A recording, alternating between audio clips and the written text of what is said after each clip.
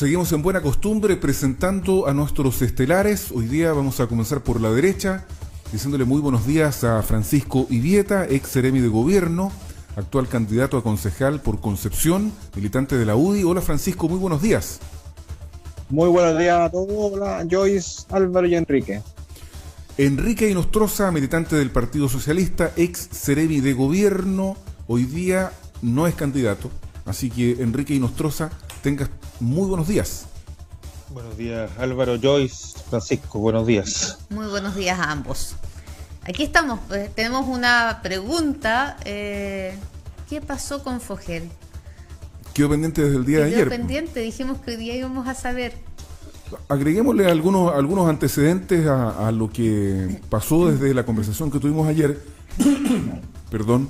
A la de hoy día, bueno, se sumó a la solicitud de renuncia que hizo el diputado socialista Gastón Saavedra por los dichos del actual seremi de Educación, en donde él califica de cobarde al expresidente Salvador Allende. Dejemos claro que fue en un Twitter de su cuenta personal anterior a su nombramiento. Sí, efectivamente, tal cual. Muchas gracias, Joyce. Y bueno, se sumó el diputado Jaime Toá y se ha sumado en pleno el Partido Socialista pidiendo la renuncia del seremi de Educación.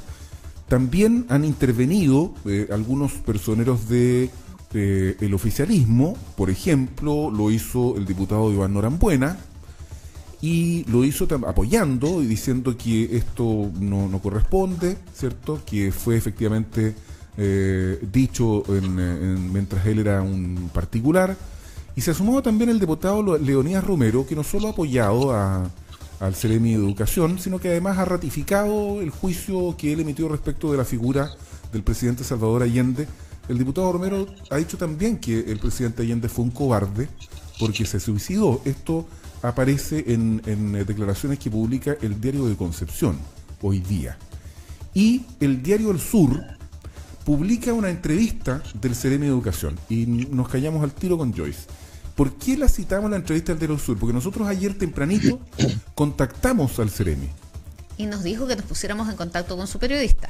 Y nos dijo que en principio que sí, que daba la entrevista y teníamos la entrevista en unos minutos más y todo. O sea, que pusiéramos los detalles, los viéramos con el periodista y después nos llaman para decirnos que no va a dar entrevistas. Hasta hoy día al mediodía. Sí, que el nivel central le había indicado no dar entrevistas. Y sin embargo aparece publicada esta entrevista en el Diario del Sur hoy día, que está muy bien.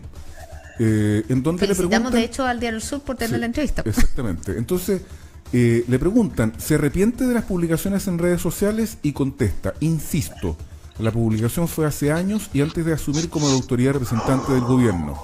Le preguntan, ¿ha considerado presentar su renuncia al cargo? Contesta, no está en carpeta mi renuncia al cargo. Enrique Inostroza, te ofrezco la palabra.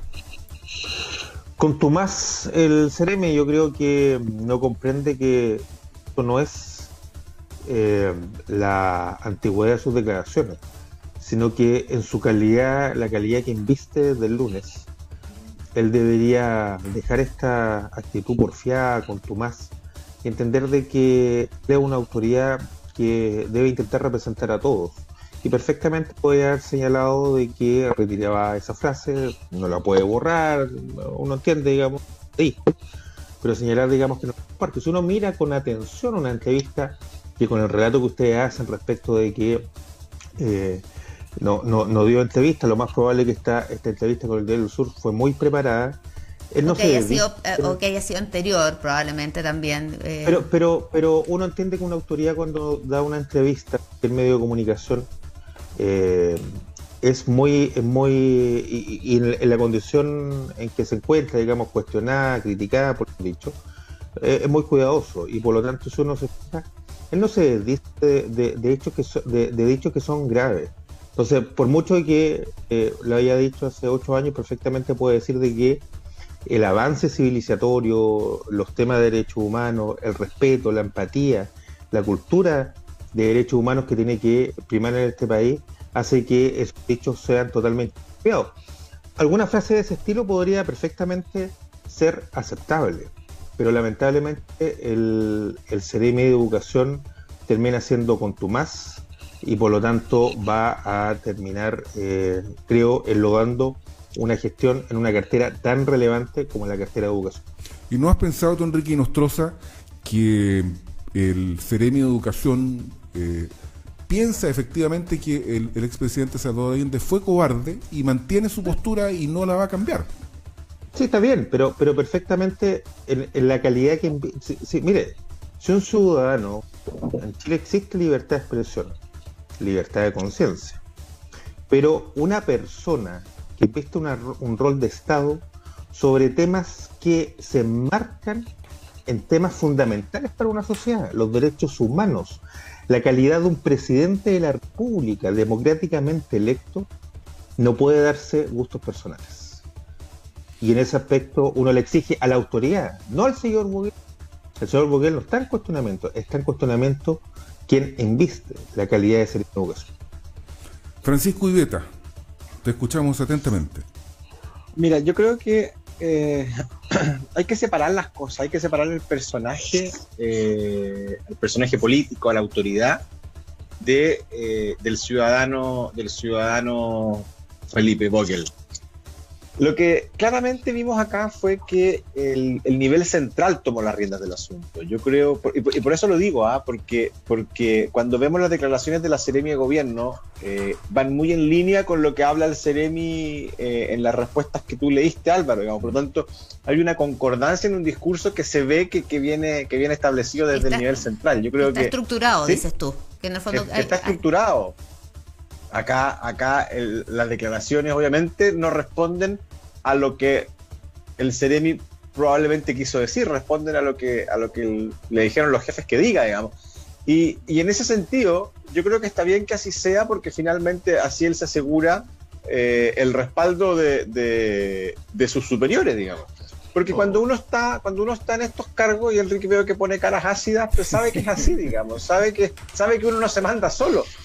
Sabe que cuando algún problema y algún aplique reversa, por favor. Cuando algún conflicto toma ribetes nacionales o toma ribetes importantes, las comunicaciones se las toman desde los ministerios respectivos, digamos, desde la Seremi de Gobierno, por cualquier ministerio sea. Entonces, yo creo que aquí ya el tema ya el gobierno lo zanjó de alguna manera, y la manera que optó puede ser más o menos discutible, pero finalmente aquí no es una persona, sino que es un gobierno que actuó de una determinada manera. O sea, en el fondo... No les gusta a lo mejor a los socialistas, lamentable, digamos, pero aquí insisto que hay que separar a la persona del gobierno y de la institución, porque hoy día fue un gobierno el que respondió sobre estos dichos. Francisco, pero ahí me cojo de aquello que dijiste, y en el fondo eso quiere decir que va a tener poca autonomía este Ceremi, porque en el fondo va a hacer lo que le manden de Santiago. ¿Y qué va a pasar con las particularidades de nuestro territorio, enfrentados a un año súper complejo, con un 1 de marzo? Bienvenida a Chile, Joyce. Bienvenida a Chile, si eso no es una novedad. Es lo que tú dices, no es una novedad, los Ceremis. Y Enrique, por más que nos gustaría, fuimos Ceremi, pero la verdad es que nosotros respondemos nosotros. Los que son autoridades responden a Santiago. Lo que pasa, Francisco, es que ahí hay un punto. Efectivamente, un gobierno tiene una lógica nacional de comunicaciones, pero hay conflictos que, por lo menos, Álvaro y yo fuimos, en algún momento podemos decir, digamos, en la gestión del segundo mandato de la presidenta Bachelet, hay un espacio que es parte del rol de autoridad política. Se lo intentan tomar desde Santiago, donde la temperatura no se ve lo mismo, donde no se ve las particularidades, uno lo reclama y se lo gana. Hay muchos ejemplos sobre. Entonces yo creo que creo que nosotros no podemos fomentar ese centralismo, y sobre eso hay que luchar. Yo siempre incluso he felicitado a aquellas autoridades que logran autoridades de este gobierno, de las políticas públicas del nivel central. Un clásico ejemplo, el de Yacaman, cuando se lo dijimos aquí en este programa, cuando Sergio Yacaman puso el punto sobre el permiso de fiestas patrias. Todos nosotros dijimos está muy bien, porque él defiende, y eso es lo que le corresponde hacer a una autoridad regional. Comparto contigo que hay una tendencia a intentar involucrarse, pero creo que en un conflicto de este tipo, que además, a mi juicio, es de fácil solución, Me parece que estar preguntando a la SECOM da cuenta de un centralismo abismante. Yo creo que no. A ver, yo creo que tus palabras son aplicables a todos los gobiernos, Enrique, no solamente a este, no solamente a lo que pasó, sino que en el fondo al sistema como opera Chile, digamos. Yo no culparía a este gobierno de pecar de un centralismo excesivo. Así es el sistema, así funciona, o sea.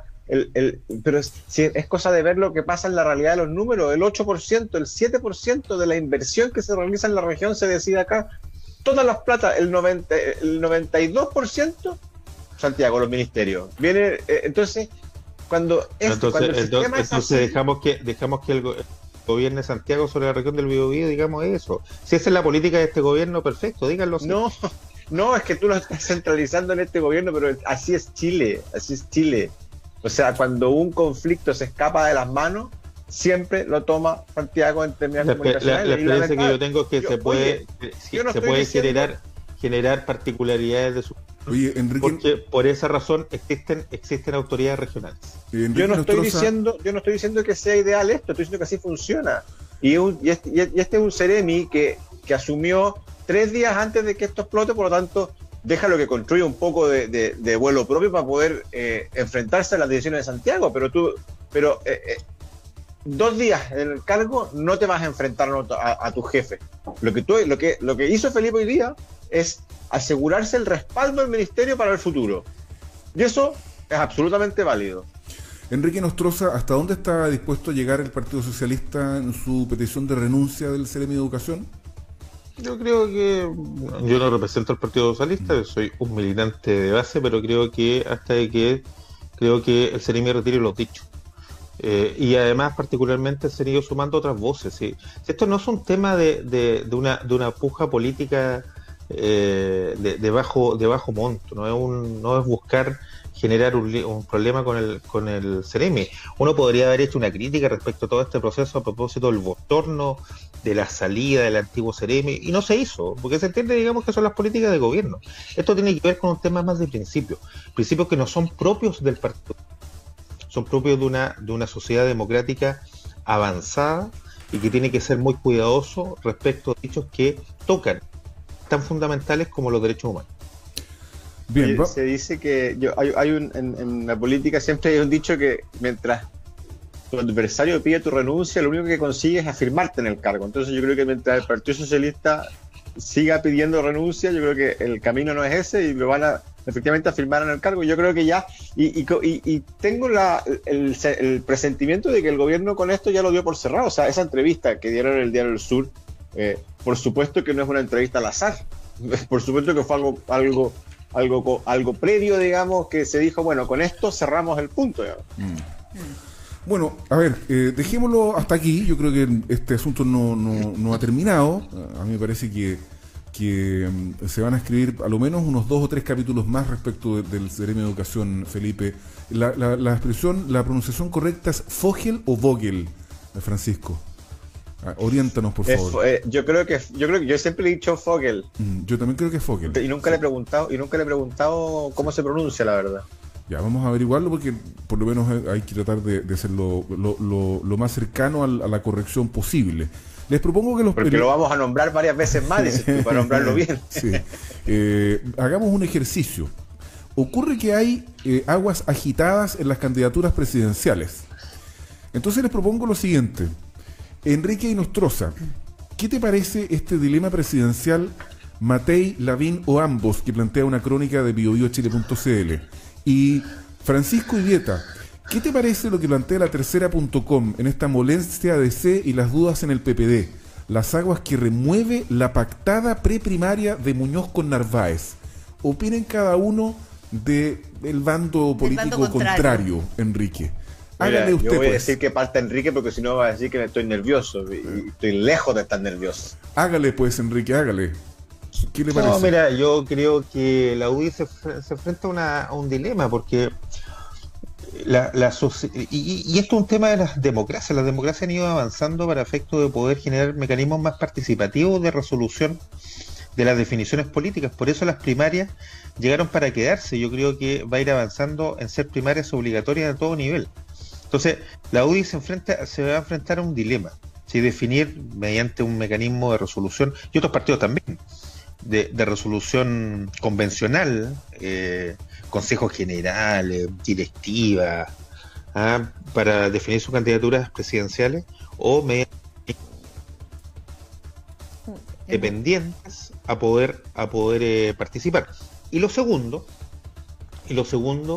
es que creo que no está zanjado, a mi juicio, en la UDI, quién representa el ideario de ese partido frente a una presidencial. ¿Quién la representa Está mejor? en el dilema de apoyar ¿Ah?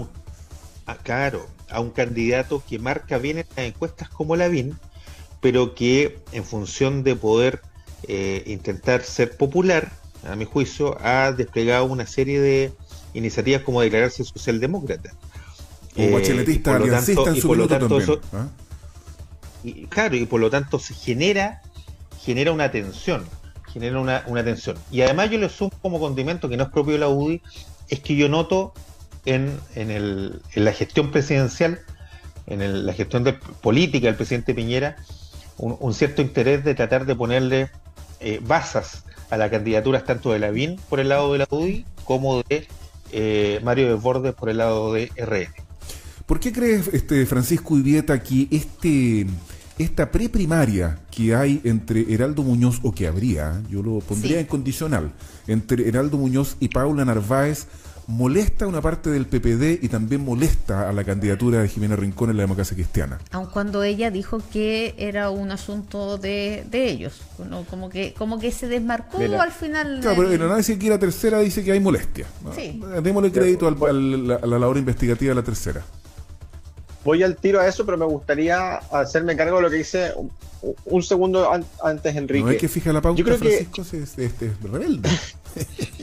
No, pero es que lo dejó ahí dando bote. Dale. Mira, yo creo que Lavín no es un personaje que por el populismo o por ser popular diga ciertas cosas o no. Lavín ya tiene una historia de 20 años en Chile, que casi fue presidente, y es una de las figuras, y aquí no podemos estar en desacuerdo con lo que voy a decir, y es una de las figuras que mejor lee a los chilenos, que mejor lee a cómo vienen y cómo se sienten los chilenos. Si no, no se explica cómo alguien durante 20 años puede mantener una popularidad tan alta y siendo nuevamente señalado en las encuestas como que sería el futuro presidente de Chile, digamos. Uh-huh. Y eso es una capacidad que hay que reconocerla y valorarla, digamos, en un partido como el nuestro.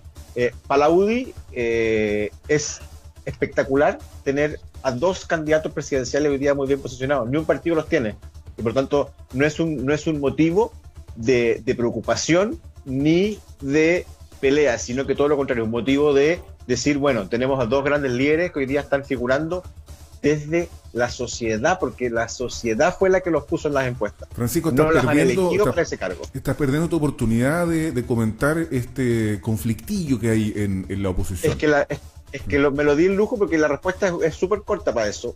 La DC obviamente que está molesta porque si mientras menos candidatos van a la primaria de la ex Concertación, la Jimena Rincón va a pelear sola con la candidata de la ONU. Entonces, ¿cómo va a ser bueno para ella?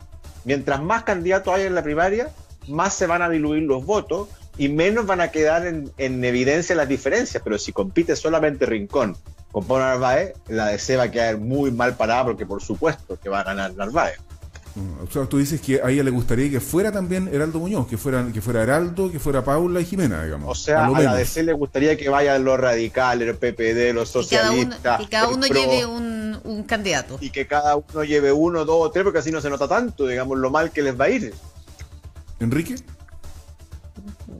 Yo creo que, la historia de la centro izquierda hace que en distintas candidaturas ha habido un candidato único del PPD, digamos, que recordar Ricardo Lago, la propia Michelle Bachelet en su momento, fueron candidatas únicas de ambos partidos. Entonces, desde el punto de vista de la historia de la centro izquierda no hay ninguna discusión, y creo que además lo que va a pasar es que área más amplia, no solamente los partidos que hoy conforman unidad constituyente, sino que yo me atrevo a visorar de que van a haber de otras fuerzas políticas, candidaturas que van a converger en una unidad opositora mucho más grande y que permite, porque hay una urgencia de poder terminar rápidamente con una gestión, y quiero ponerlo así, que de la derecha en el gobierno de este país, que ha sido bien lamentable, y por lo tanto tenemos que volver a recuperar sentidos de urgencia, de republicanismo, de gestión en las personas mucho mejores y mayores de los que hemos visto en estos lamentables casi 4 años del gobierno del presidente Sebastián Piñera. Oye, Enrique, y la pregunta es, ¿cómo lo van a hacer con candidatos que hoy día están casi en el margen de error? La democracia permite que si un partido o una fuerza política quiere competir, va a poder competir y van a ser los ciudadanos.